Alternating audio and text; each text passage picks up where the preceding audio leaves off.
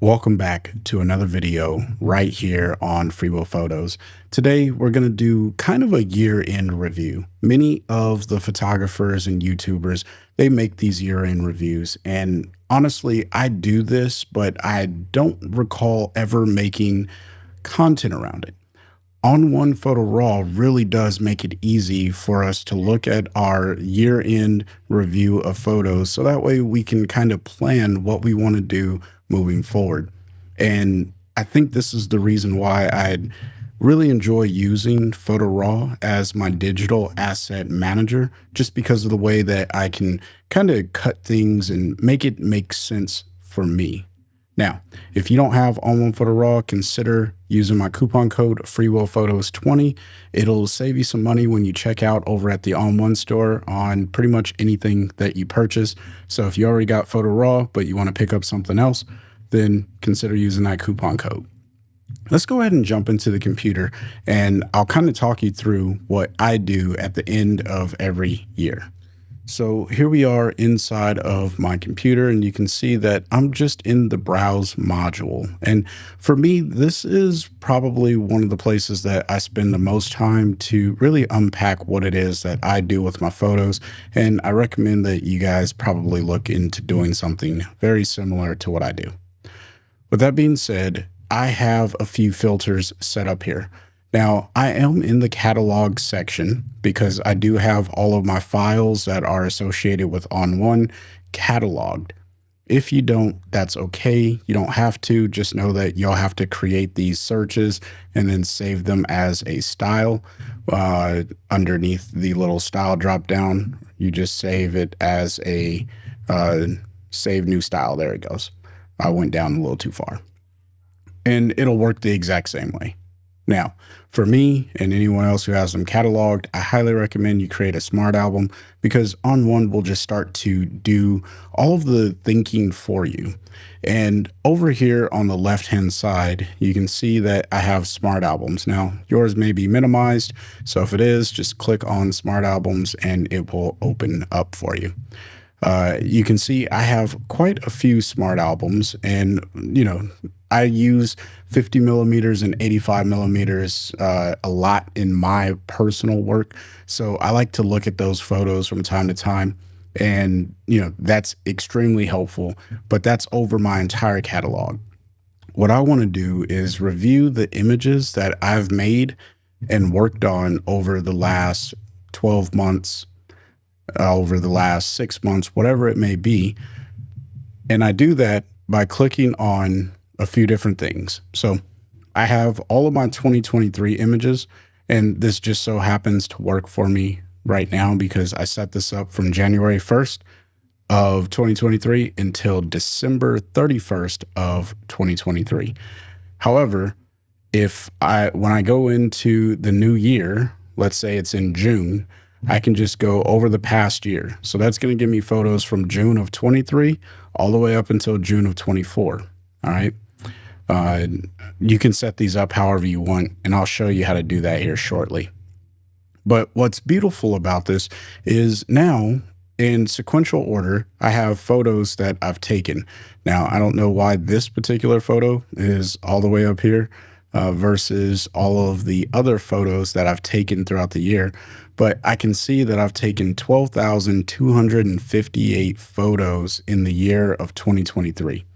And some of these are photo challenges, some of these are personal work, some of these are client work, things of that sort. So it's all kind of condensed into one, which is extremely helpful. Just lets me know what my frequency is. That number is not as important, because if you shoot on, let's say, some burst modes or things of that sort, you're going to have a higher number. But ultimately, it does help to know roughly how many photos we're going to be sifting through. And what I like to do is kind of just scroll through and take a look at the images as they come up and see if there's any common trends in sets of images. Like this was at a museum, so I know that that's going to be low light. So I was working with a lot of low light images, and if I wanted to, I can slice this particular item or this particular search by hitting the plus icon here. And then I can change this to, let's say, ISO. And then I can say the ISO is anywhere between, or actually is greater than, and then I can say 1600. All right. And what this is going to do once my computer catches up with me, and then I can hit enter, it's going to refresh this. And it does take a little bit of time. I'm not going to lie, right? So make sure that you have some time to do this, but it's a good thing. And I'll also recommend that you have a notepad of some sort, so that way you can take notes and know what's happening. But we have a few items here where my daughter was at a cheerleading. She was in cheerleading this year, so this is also a good time for me to just reflect on the events that happened over the last year. But these are photos that were taken above 1600 ISO, which this one was taken at 6400 ISO, this one in the top left here. But as I scroll through, I can look at this and say, okay, I've taken 4,227 images at an ISO that was above 1600. So out of the entire catalog, essentially 1/3 of my catalog has been taken at an ISO over 1600. So this can also help me gauge what type of equipment I need to start looking at investing in if I don't already have it, based off of the results that I'm getting here. There's so many different things that you can do with this particular data that you have available.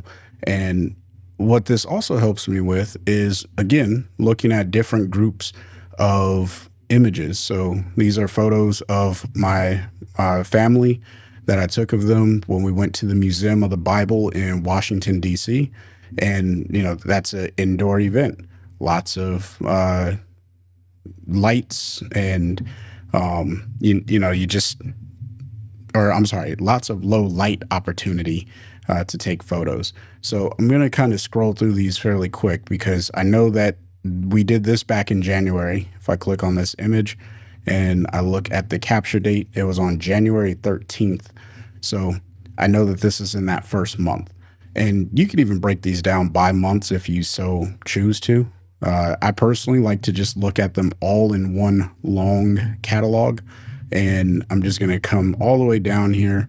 And now I'm getting to the point where I was testing out my 100mm macro lens. I remember that. And I haven't used that as much now that I think about it. Again, these are things where you can start to plan what you want to do in the near future. So I'm looking through here. I don't think this image was actually captured with the 100mm because that's, this was with the 35. I must have been doing something else there. But that was also taken with my EOS R6. So, I was checking low light. Then we visited New York this year for my daughter's birthday. So these are images that I captured while we were in New York, which was the first time that we had gone to New York. So that was a lot of fun. This is at a fabric store in Manhattan. So we're going to keep going through here. Again, these are the 1600 ISO images or above. So I was shooting in low light situations. Even though this particular store had pretty decent light, but apparently Auto ISO decided to photograph a little bit brighter. So I think you kind of get the idea of what's going on here and what you can get out of images or out of, a catalog like this. All right. So now that I've looked at my high ISO images, I'm not going to bore you with this, but it's something, for me, I just go through this entire process and I really do take notes. I'm not taking any right now because I want to share the idea with you and then I want you to go and make it your own. So, but let's say I come to like this series of flowers. Now, why I was shooting at an ISO above 1600 when I was outdoors, that is beyond me. but that's just how, cameras work. And what this allows me to do is say, okay, did I actually have good camera techniques to capture the images that I want? And if the answer to that is yes, then okay, go on about it. But maybe I don't like the way that this image came out. I feel like it's underexposed. I shot this at a 2000 ISO, so just over 1600. And I didn't use any exposure compensation. I just shot this middle gray. In fact, this might be a bracketed shot now that I think about it. Yeah, they were all shot within the same minute. So they are within the same second, give or take. So this was a bracketed shot. I was probably planning to do some HDR. So then that gets me thinking, did I do enough HDR processing with my images for this year? Did I have, did I explore that enough? All of that.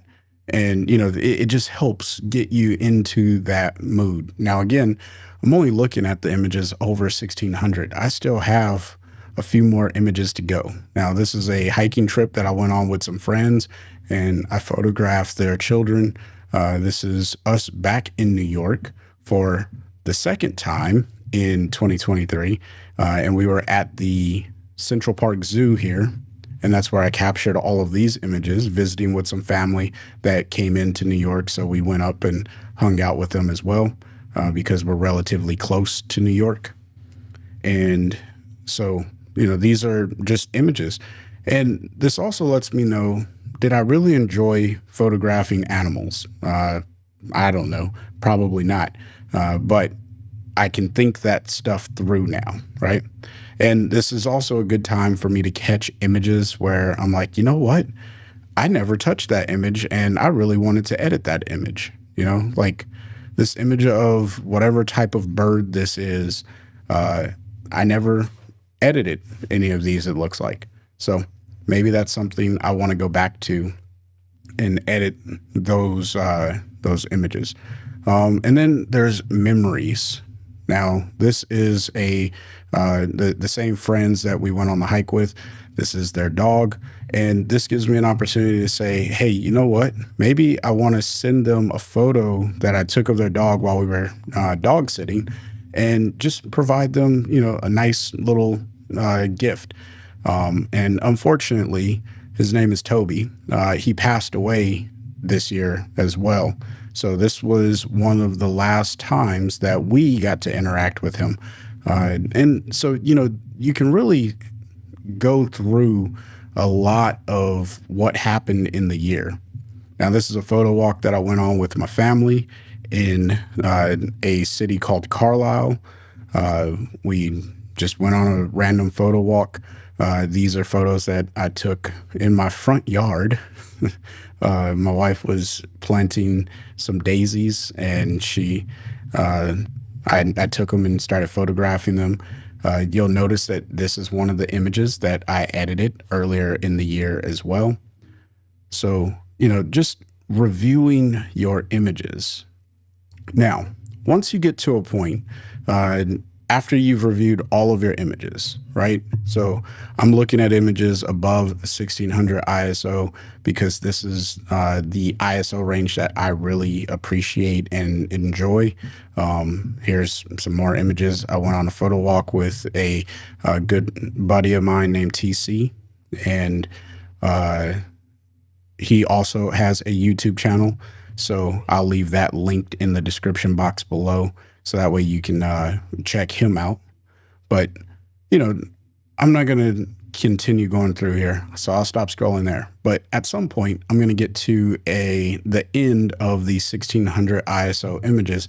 And then I'm going to say, okay, I've looked at my entire catalog. What inspired me to edit? And this is one of those things. The reason why the tagline of my channel here is stay inspired and keep creating is because the idea of constantly creating something inspires us. And then when we're inspired, we keep creating. So it's like this circular thing. At least it is for me. And hopefully if you are a supporter of this channel, that resonates with you as well. So then I said, okay, I need the edits of whatever I did. So I created a smart album, and these are my 2023 edits.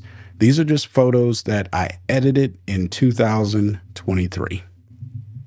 So here you have the filters here, which it's edits any, type all, and then over here, I just have the date range of January 1st, 2023 until December 31st, 2023. So the images haven't resulted just yet. So you can see down here in the bottom right corner, ON1 is still thinking, but it's definitely one of those things where, you can take the time to look at your images. And here we are with the images that I edited over the year. And, this one, I don't know if these are all in, yeah, these are in sequential order. So the first couple images here were obviously personal images. And it looks like I edited 194 images this year out of the 12,000, right? And this is what I'm getting at. Out of the 12,000 images I took, I only edited 194. And that's just the reality of photography. We don't edit all of our images. Now, not all of my client work is represented in this catalog, because I do have that separated just for my own terms of business. I don't use client work that I didn't actually release in the contract onto the channel here for education purposes. I have reasons why I do that, but ultimately, I know that I've edited more than 194 images, but since I use Lightroom for a majority of my client work, it's not going to be represented in this particular number. But for you, you would know if you had all of your images captured in ON1 or not. And then that number will tell you, did you edit enough? Did you explore the software enough? And I would tell you, editing nearly 200 photos out of 12,000 images, I didn't edit enough of my own personal work. This was an event that I photographed for an organization that I'm affiliated with. It was a sports event, and I told them, hey, I'll just go ahead and photograph this for free. And it was practice for me. I gave it to the event, the host of the event, and I kept the images, and that's the reason why these are in here. Technically, these are client images, but since I did it pro bono, I wasn't overly concerned if they stayed in my catalog or not.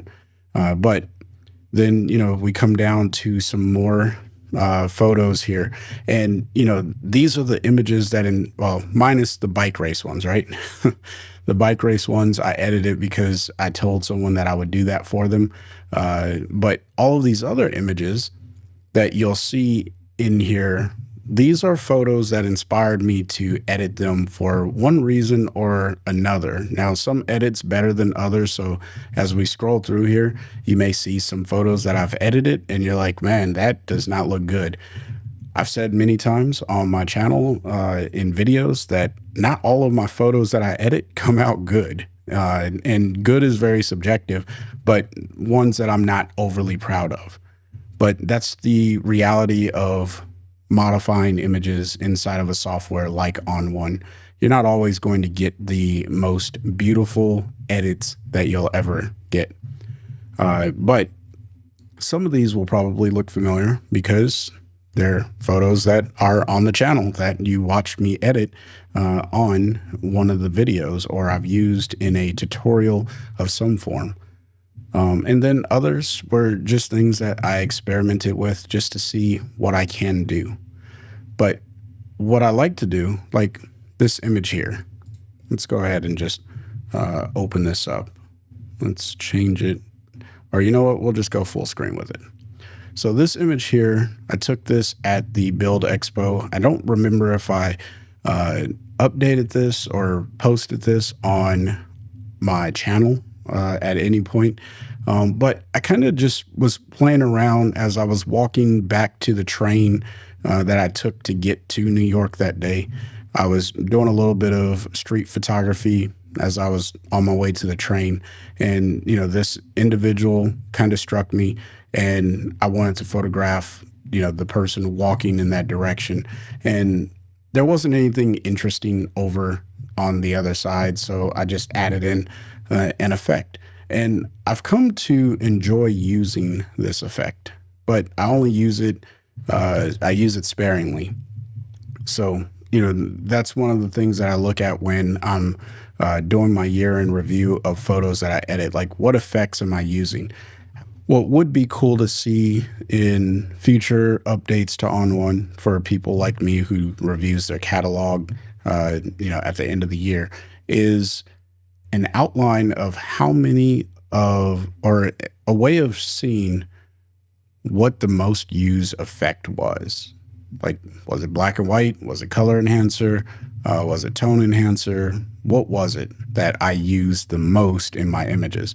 I could, count these manually, but you can see the images that inspired me to work on throughout the year, or that I worked on throughout the year. But not every image is represented here. Not every image is being shown. So hopefully that was helpful to you, identifying year-end review type of information of your catalog and learning how to kind of filter through and find images that you may want to edit later down the line, or at least look at what it is that you photographed. This can give you so many different insights. I use this quite often. I love just taking some time and doing this. I do recommend doing this a little bit more frequently. You could do this once a month if you are photographing enough in a month where you say, you know what, I kind of want to go and look and see how many photos I took this month and what type of photos did I take, and then kind of catalog those. And you can create so many different sub albums, if you will, that really hone in on what it is that you like to do. Now, if you found value in this particular content, smash the like button, because I'm going to bring more content like this throughout the year of 2024. Probably once a month, there will be a review of photos just to kind of share my thoughts on what I like to do, and hopefully inspire you to do something similar. You don't have to do the exact same thing as me, because I don't want anyone to be a copycat. I just want people to find value in doing things that progress your photography. So if that's something you like, smash the like button. If not, that's okay too. I'm still going to do it. I just, like to know if people appreciate it. Let me know what your thoughts are in the comment section of using this. Do you do something similar to this? Do you not do this? Did you even know that smart albums exist and that you can create them? So with that, I'll go ahead and end the video. I want you guys to stay inspired and keep creating. Peace.